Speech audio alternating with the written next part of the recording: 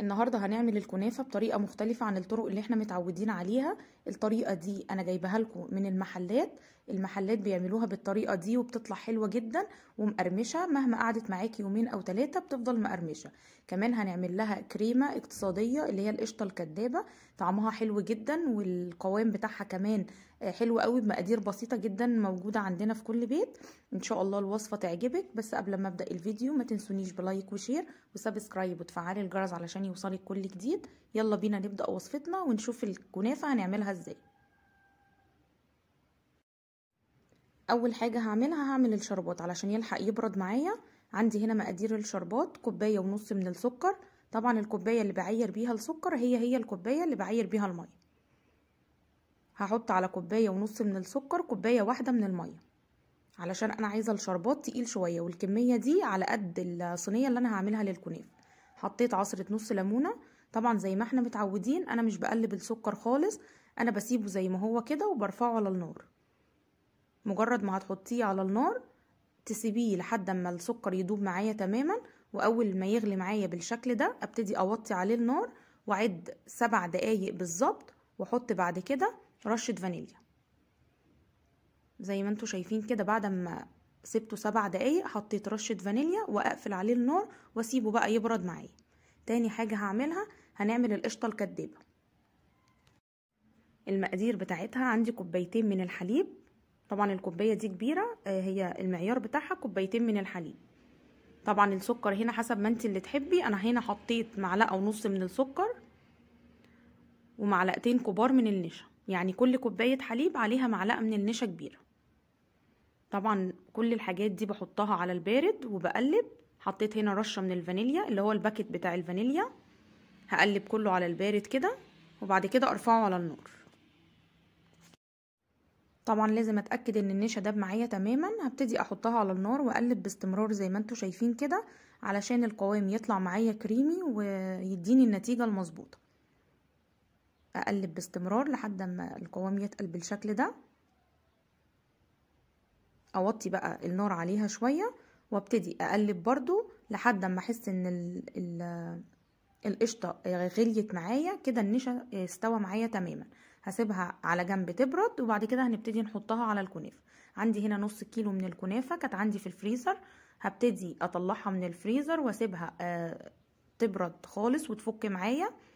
احطها بقى في الكبة، هضربها في الكبة بالشكل ده.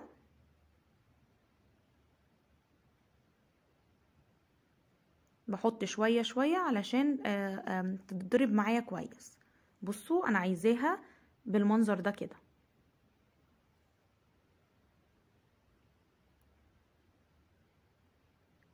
بعد اما عملت كل الكمية هبتدي احطها كده في بولة كبيرة. طبعا الطريقة اللي احنا متعودين عليها ان احنا بنجيب الكنافة وبنعملها بالشكل ده كده وبنحط عليها السمنة. احنا مش هنعملها بالطريقة دي النهاردة، الطريقة بتاعت المحلات مش بيعملوها كده خالص.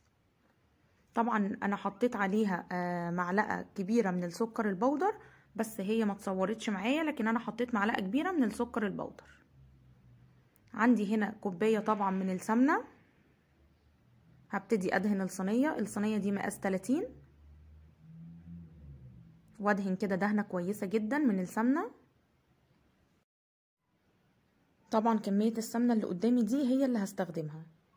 انا عندي هنا كوباية كبيرة من السمنة، والسمنة تكون دايبة. عندي بقى الكنافة، بمسك كده شوية بايديا بالشكل ده وكأنك بترشيها كده في الصينية، يعني بترشيها كده بايديكي بالتساوي في كل الصينية كلها. عايزه اقولك ان الطريقه دي هتديكي نتيجه مظبوطه جدا للكنافه، عكس الطريقه اللي احنا بنعملها دايما. يعني احنا على طول زي ما قلت لك بنحط السمنه على الكنافه وبنفضل نغلف الكنافه بيها كلها. جربي الطريقه دي هتعجبك جدا وهتديكي نتيجه مظبوطه جدا، احلى كمان من الجاهزه. خدت نص الكميه وعملت الطبقه اللي تحت وضغطت عليها طبعا بالشكل ده.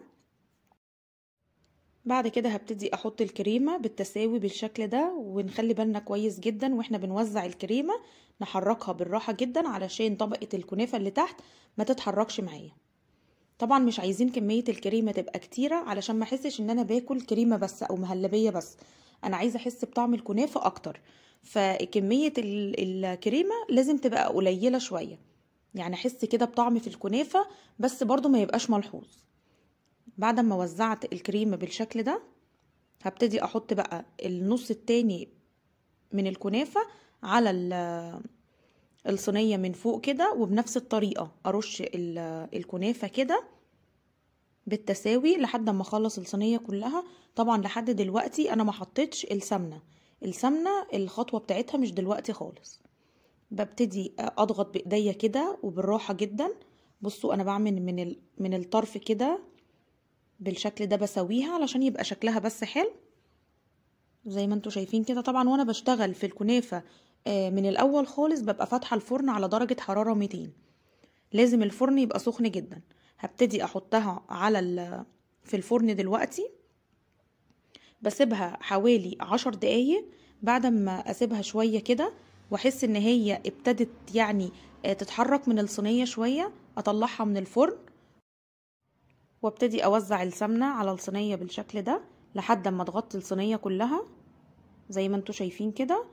السمنة اللي فضلت معايا دي انا هستخدمها لسه تاني. هبتدي احطها في الفرن. طبعا انا فاتحة الفرن من تحت بس ما فتحتش الشواية. اسيبها لمدة 5 دقايق واطلعها تاني وابتدي احط كمية السمنة اللي فضلت معايا. شفتوا الطريقة مختلفة عن الطرق اللي احنا متعودين عليها. الطريقة دي هتطلع الكنافة مظبوطة معاكي جدا ومقرمشة، يعني لو جربتيها هتحس ان هي مختلفة عن اللي احنا بنعملها دايما. بعد ما حطيت كمية السمنة بالشكل ده هبتدي احطها في الفرن واسيبها بقى في الفرن خالص، مش هطلعها تاني، تاخد اللون الذهبي من تحت.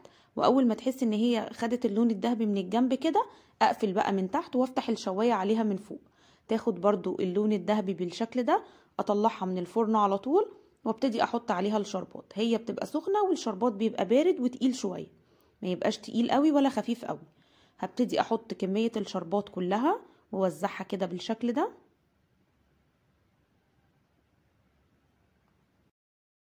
اعملي بقى نفس الخطوات اللي قلتلك عليها في الشربات. لو عملتي كمية كبيرة تكفيكي مثلا طول شهر رمضان، يعني بتعمليها مرة واحدة بس وبتحطيها عندك في اي ازازة او اي برطمان، بيبقى طبعا معقم ونضيف تماما. لو عملتيها بنفس الطريقة هيفضل معاكي طول الشهر من غير ما يسكر خالص. بس مهم جدا ان انتي ما تقلبيش خالص السكر، يعني زي ما قلتلك نحطه على النار ونسيبه خالص لحد اما السكر يدوب لوحده من غير اي حاجة. انا ما بحطش فيه اي معلقة خالص، هيقعد معاكي طول الشهر من غير ما يسكر ابدا. انا جبت هنا صينية نفس المقاس علشان اقلبها الناحية التانية، لان طبعا الكنافة من تحت بيبقى شكلها كده احلى، بتبقى متساوية كده وبيبقى شكلها حلو جدا.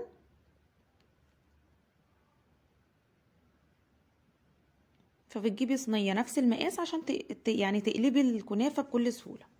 بصوا بقى شكلها عامل ازاي، حلوة جدا. والسمك بتاع الكنافة نفسه رقيق، يعني مش عايزين الكنافة كده تبقى عالية وكمية الكريمة تبقى كتيرة. لو انت عايزاها زي اللي احنا بنشتريها من بره بالظبط. بسيبها بقى تبرد تماما وبعد كده ببتدي اقطعها. هوريكم شكلها من جوه عامل ازاي. عايزة اقولك ان هي مقرمشة جدا والسكر بتاعها مظبوط، يعني الكمية بتاعته مظبوطة قوي.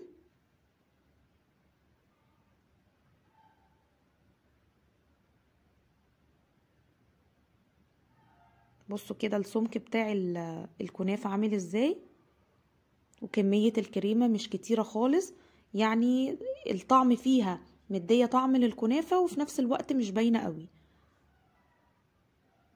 وبرضو يفضل ان انت تعملي الكنافة في الصواني اللي هي مش عالية قوي، يعني الصواني اللي هي زي اللي انت شفتيها دي الارتفاع بتاعها بيبقى قليل، هتديكي نفس النتيجة اللي احنا بنشتريها من بره. عايزه اقولك ان طعمها حلو جدا، الكنافه مقرمشه من بره وكميه الكريمه بلاش نكترها علشان ما تطريش الكنافه معايا، احنا عايزينها تفضل مقرمشه مده اكبر، وفي نفس الوقت انا عايزه احس بطعم الكنافه اكتر.